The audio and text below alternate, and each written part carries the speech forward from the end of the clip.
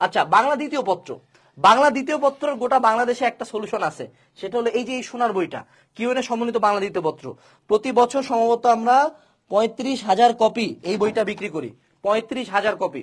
এই বইটা 200 page, just 200 page. তোমার জীবনে যা লাগে বাংলা দ্বিতীয় পত্র সবকিছু এই বইতে দেওয়া আছে। এই বইটা কেন চুজ করবা? জাস্ট একটা মেথড বুঝার জন্য। সেটা হলো বাংলা দ্বিতীয় পত্রের জন্য কখনো কোনো ব্যাকরণ ক্লাস লাগে না। কোন দুনিয়া কলেজের টিচার আসে যাতে লাফালাফি না করে বাংলা ব্যাকরণ ক্লাস নিয়ে। ব্যাকরণ তুই পড়তে আসিস না, এখানে তুই ব্যাকরণ বুঝতে আসিস নাই। তোর দরকার নাম্বার, তোর দরকার নাম্বার। তুই ঢাবিতে চান্স পাবি, তোর দরকার এমসিকিউ। ভাই কলেজের নামটা কি ছিল? দুনিয়া কলেজ। সত্য কথা, আল্লাহর কসম ওই কলেজই পড়ে। ঠিক আছে, ভাবছে এমন না মনে হচ্ছে ঢাবি গ্রাজুয়েট।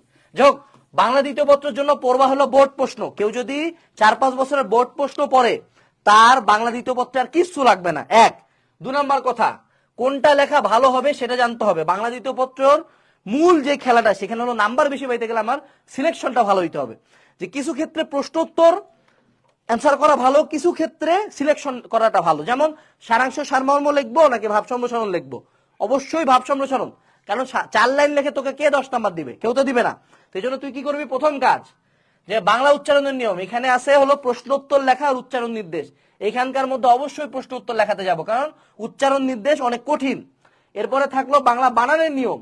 এখানে আছে প্রশ্ন উত্তর আর শুদ্ধ বানান লেখা। আমরা এখানে শুদ্ধ বানান লেখার কোশ্চেনটা অ্যান্সার করব। এর পরবর্তীতে আসে ব্যাকরণিক শব্দ শ্রেণী। এখানে প্রশ্ন উত্তর আছে, আবার ব্যাকরণিক শব্দ শ্রেণী নির্দেশ আছে। আমরা শব্দ শ্রেণী নির্দেশ পার্টটা অ্যান্সার করব। এরপরে শব্দ গঠন, উপসর্গ নাকি সমাস? নিঃসন্দেহে উপসর্গ। কেউ সমাস নিয়ে পিনিক দিলে তার থাপড় মারে ফেলাই দিবা, যে বেটা 3 ঘন্টা ধরে পড়ার পরে তুই 5 মার্ক দিবি, সেখানে আমি একটা প্রশ্ন মুখস্থ করবো, আমি 5 মার্ক চলে আসবে। এরপরে বাক্য তত্ত্ব, এখানে বাক্যের প্রশ্ন আছে আর হলো বাক্যান্তর আছে। বাক্যান্তর অ্যান্সার করা সোজা।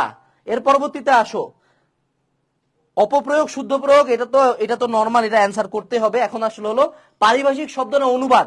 নিঃসন্দেহে পারিভাষিক শব্দ। অনুবাদে অ্যান্সার করবা না, কখনো নাম্বার দেয় না। দিনলিপি লেখন নাকি প্রতিবেদন রচনা? নিঃসন্দেহে প্রতিবেদন রচনা, কারণ প্রতিবেদনে অনেক বেশি কিছু লেখা যায়, অনেক বেশি ইনফরমেশন দেওয়া যায়।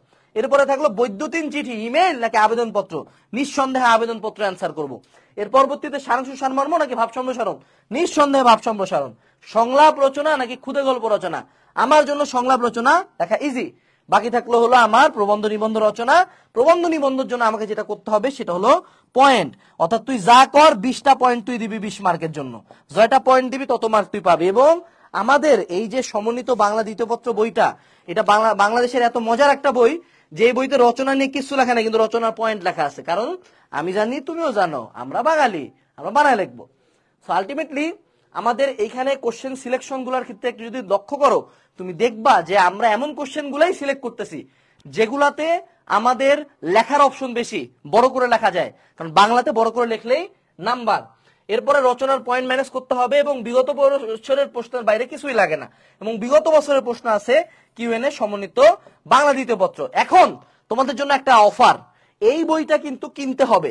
যদি তোমরা আগামী 48 ঘন্টার মধ্যে, বেশি না, আমরা খুব কম একটা টার্গেট করি, 500 জন কোর্সে এনরোল করে ফেলো, তাহলে আমরা এই বইটা ইবুক আকারে তোমাদের কোর্সে ফ্রিতে দিয়ে দিব।